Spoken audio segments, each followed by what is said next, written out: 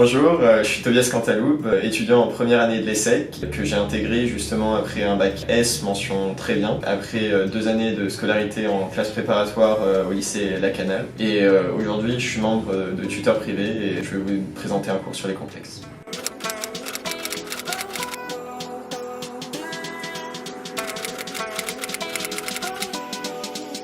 Donc il y a 3 manières de se représenter un nombre complexe. Donc la première est la manière algébrique, la seconde trigonométrique et la troisième exponentielle.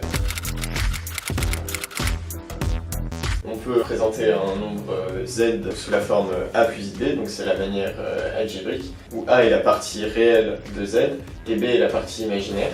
Donc sur un plan, ça se représenterait ainsi.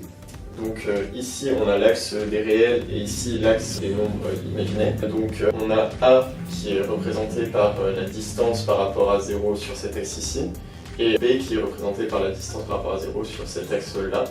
Donc on a le point Z qui est ici.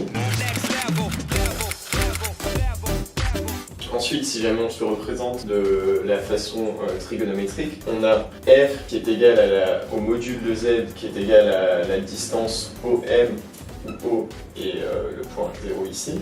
Donc R qui serait égal à cette distance là. Ensuite, on a θ qui est l'argument de Z qui est égal à l'angle IOM, où I est le vecteur qui part du point O et qui va dans cette direction. Donc on a θ qui est l'angle qui part d'ici à ici. Et donc sous cette forme-là, on écrit Z égale à R fois cos θ plus I sin θ.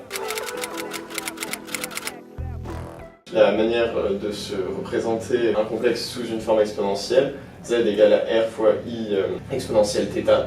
C'est à peu près équivalent à la forme trigonométrique, c'est juste la notation qui diffère. Donc on a effectivement R qui est égal au module de Z, qui est la même forme que le R précédent. Et on a le θ qui est égal également à l'argument de Z, qui est le même angle que précédemment. Pour s'attacher au cas des égalités entre deux nombres complexes Z et Z', où Z' serait égal à A' plus AB, IB'.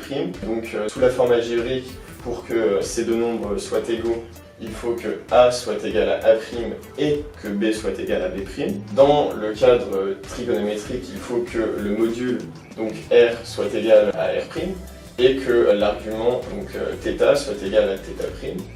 Plus 2π, parce que sur un cercle trigonométrique, quand on rajoute 2π, on retombe sur ses pas. Donc c'est pour ça qu'on peut rajouter 2π à chaque fois. Et donc puisque ces deux formes sont équivalentes et que la différence relève seulement de la notation, on a les mêmes conditions pour l'égalité entre ces deux formes. Donc il y a plusieurs façons de se représenter graphiquement les transformations qu'on peut effectuer sur un complexe. Donc si jamais on souhaite trouver l'opposé de ce complexe, on va effectuer une symétrie centrale par rapport au point O. Donc on aura Z3 qui est égal à moins A moins IB, où ce sera l'opposé de Z1 qui est égal à A plus IB.